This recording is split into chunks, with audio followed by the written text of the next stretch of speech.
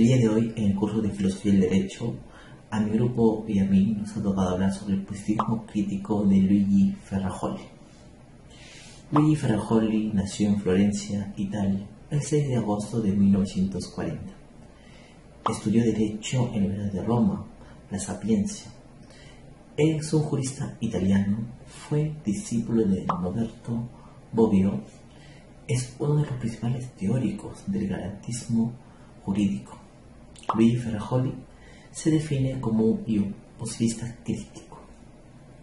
Entre los años 1967 y 1975 desempeñó el cargo de juez. En ese tiempo estuvo vinculado al grupo de Magistratura Democrática, que es una asociación judicial de orientación progresista, donde tuvo una firme postura en defensa de los derechos humanos. Fue decano de la Facultad de Jurisprudencia de la Universidad de Camerio. Asimismo, tuvo el puesto de profesor de Filosofía del Derecho. Una de sus principales obras, escritas junto con el filósofo y jurista italiano Vannio Solo, fue la obra titulada Democracia autoritaria y capitalismo maduro, publicada en 1978. Otras obras pertenecientes a Ferrajoli son Derecho y Garantías, la ley de más débil, Los fundamentos del derecho fundamentales, razones del pacifismo y garantismo, una discusión sobre derecho y democracia. Su obra más famosa, no obstante, es Derecho y razón, teoría del garantismo penal, editada en 1995. Ya a fines del 2017 publicó lo que él denomina la obra de una vida, que lleva por título Teoría del Derecho y Democracia. Dicha obra contiene 30.000 páginas, donde se realiza una teoría axiomatizada del derecho y la divide en tres ámbitos: la teoría del derecho, la democracia y la sintáctica del derecho. Bueno, hay que considerar que uno de los trabajos más célebres de Luigi Ferrajoli fue Los Derechos Fundamentales, en el cual recoge y sistematiza todos los criterios recibidos y reelabora lo que hoy se conoce es la teoría jurídica, en el cual concibe los derechos de manera detallosa y perfecta. En primer lugar, hay que considerar que los derechos fundamentales elaborados por Luigi Ferrajoli los considera como ex lege, en el cual genera facultades reconocidas como la libertad atribuida hacia las personas, ciudadanos u sujetos con capacidad de obrar o discernir, atribuidas mediante lo estipulado de un ordenamiento jurídico. Por ende, son constitutivos de la igualdad y el valor del individuo, en el sentido de que se trata de la expectativa, cuya garantía es igualmente necesaria para satisfacer el valor de las personas y para realizar su igualdad.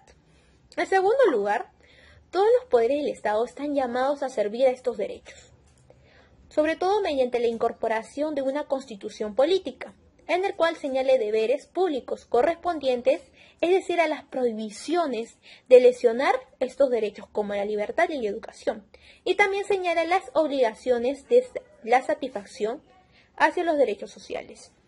En tercer lugar, tanto los derechos de libertad a la vida, civiles, incluidos a lo de adquirir, disponer de bienes u objeto de propiedad del mismo, también los derechos políticos y sociales son derechos universales, en el sentido lógico de la cuantificación universal de la clase de los sujetos, se les considera como titulares netamente.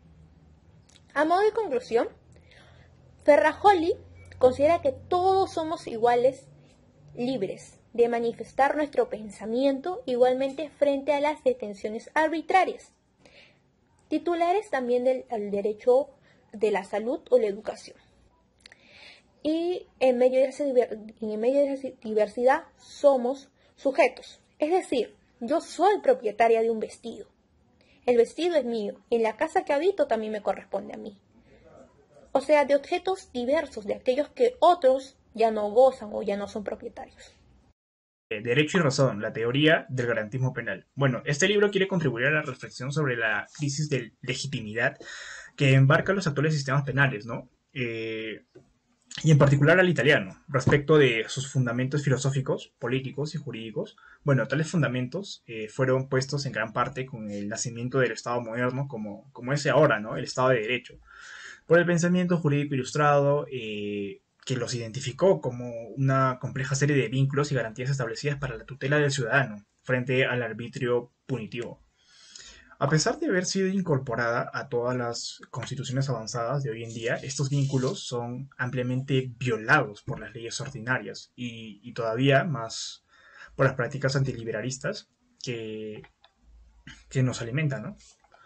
Bueno, un terrible y quizás no necesario derecho es la potestad de castigar y de juzgar. Es seguramente, como lo escribe Montesquieu y Condorcet, que es la más terrible y odiosa de los poderes, el que se ejerce de manera violenta y directa sobre las personas, y en el que se manifiesta de la forma más conflictiva la relación entre Estado y ciudadano, entre autoridad y libertad, entre seguridad social y derechos individuales.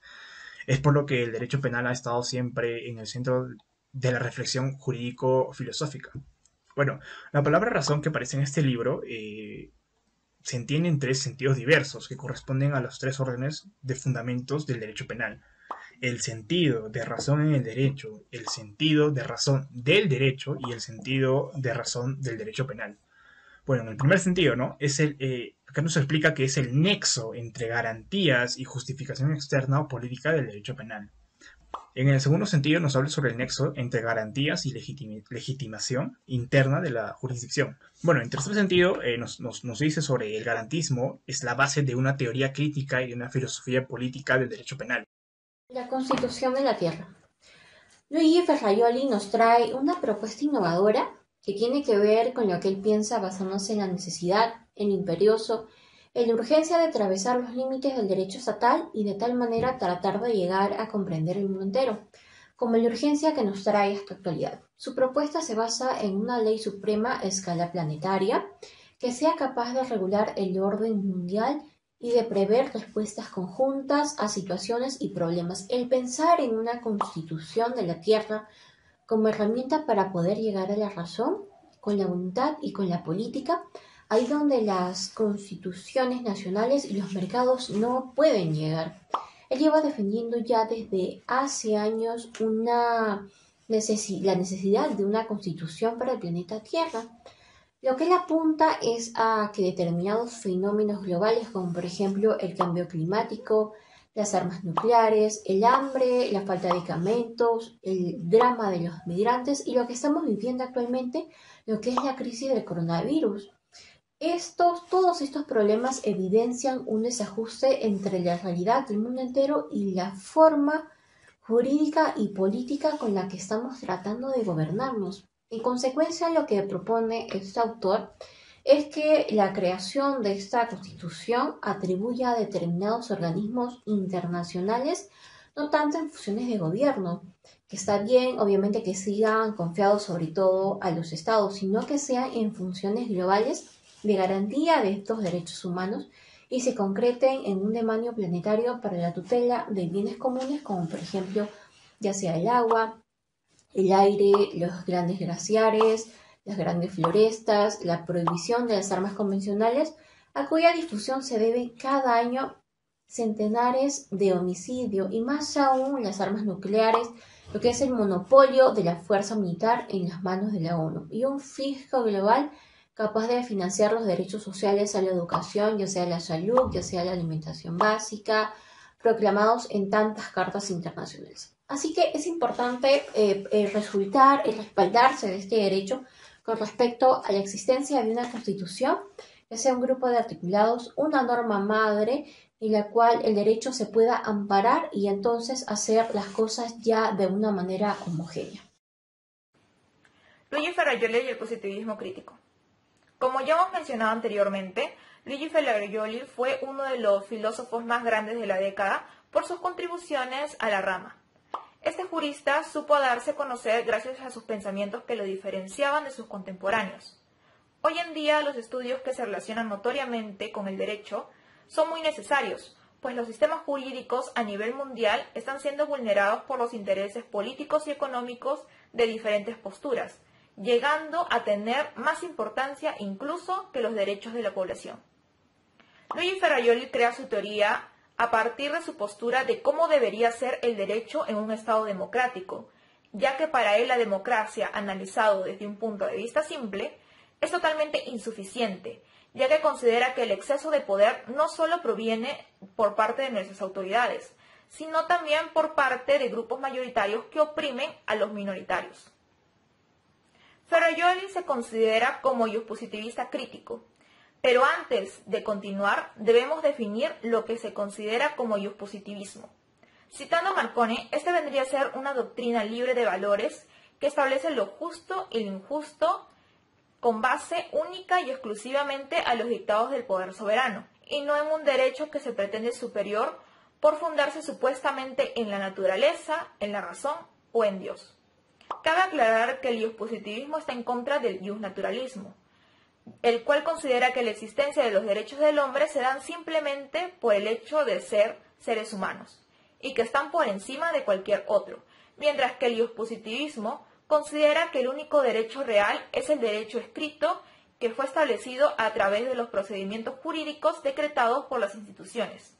Esto según las afirmaciones de Kelsen, que rechazaba el derecho natural y cualquier normativa que no fuera parte del derecho positivo. Luigi Ferrajoli creía que se debían evitar las falacias naturales en la fundamentación del derecho. Es decir, que ese autor no creía que el hombre nacía con derechos naturales, sino que el hombre nace con derechos positivos, ya que las normas se crean para beneficiar a la sociedad y no para afectarla. Luigi Ferrajoli defendía la separación conceptual entre el derecho, el cual regula las conductas humanas en la sociedad, y la moral, la cual regula lo que está bien o mal en las acciones del ser humano, pero aceptaba que estos podían mezclarse a veces por cuestiones del tiempo y por las circunstancias por las que pasaba la sociedad.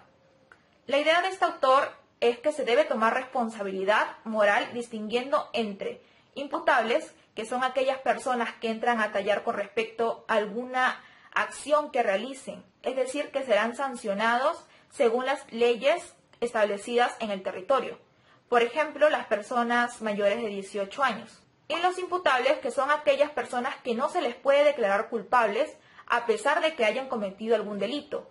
Por ejemplo, un menor de edad, un enfermo mental o una persona sin uso de razón. Cabe aclarar que el positivismo crítico no fue una corriente creada por Luigi Ferrajoli. Sin embargo, sus aportes a esta fueron muy importantes, por lo tanto, es muy reconocido en esta corriente. Este autor sustenta que el constitucionalismo establece un orden jerárquico entre las normas de un Estado, donde la de mayor poder sería la Constitución. Por lo que en este nuevo orden las normas incluidas en los diferentes niveles jerárquicos serán reguladas según su validez respecto a aquellas superiores y según su eficacia respecto a las normas inferiores. Asimismo, Ferrajoli defiende la separación de la moral y el derecho, por lo que los juicios valorativos que le dan a las normas no pueden estar relacionadas con la moral ni con la justicia. De esta manera se deben jerarquizar las normas que sean vinculantes unas con otras. De lo contrario, si no se jerarquizan de forma vinculante, se generarían antonimias y lagunas, las cuales podrían atentar contra los derechos fundamentales que recaen en los ciudadanos de un determinado territorio. El positivismo crítico de Ferrajoli también sostiene la necesidad de identificar dichas antonimias y lagunas en los ordenamientos jurídicos para que sean solucionadas, de esa manera yendo en contra de la obligatoriedad de la aplicación de la ley, pues considera que la ley solo puede ser aplicada en situaciones que sean válidas. Objeto de estudio del positivismo crítico. Es relevante resaltar la importancia del objeto de estudio del positivismo crítico dentro del ordenamiento jurídico. También tener una noción de la estructuración de este tras la constitucionalización de los derechos fundamentales de los individuos, el cual resalta Ferrajoli junto con la democracia como partes fundamentales para la sociedad, pues para él la Constitución es la ley suprema de un Estado de Derecho y nadie debe estar por encima de esta. Dicha idea lo comparte con el conocido autor de la obra Teoría Pura del Derecho, llamado Hans Kelsen. Asimismo, es relevante entender también las diversas relaciones que se dan entre los niveles normativos del ordenamiento. En tal sentido, cabe mencionar el autor del positivismo crítico, Ferrajoli, tiene como objeto de estudio la identificación de antonimias y lagunas jurídicas. Es decir, de los espacios que se encuentran en el ordenamiento jurídico que no tienen legitimidad dentro del derecho y en sus situaciones contengan exceso de poder. Por un lado, como ya hemos mencionado, las diferencias de validez y efectividad que se generan entre los diferentes niveles normativos generan antonimias y lagunas.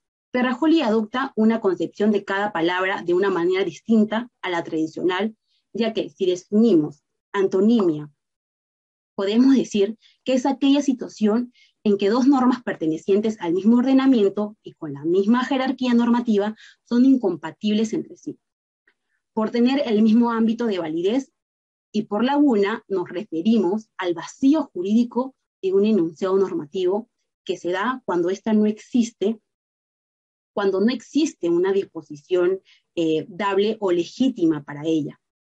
Entonces, en conclusión, podríamos decir que la antonimia es producida por una decisión prohibida y la laguna es la omisión de una decisión obligatoria, según Ferrajoli, cabe mencionar.